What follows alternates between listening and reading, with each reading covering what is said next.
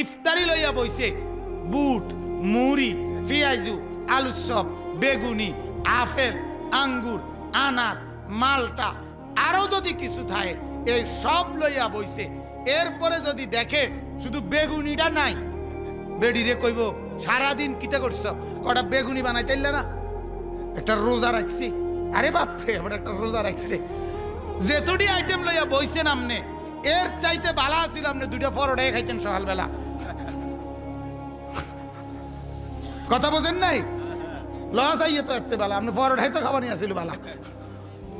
তাইলে সন্ধ্যার খানাও ঠিক, বররাত সেহেরির পরে আরে তারাবির পরের খানাও ঠিক, সেহেরির খানাও ঠিক, সব ঠিক আছে, শুধু টাইম একটু নড়ছে।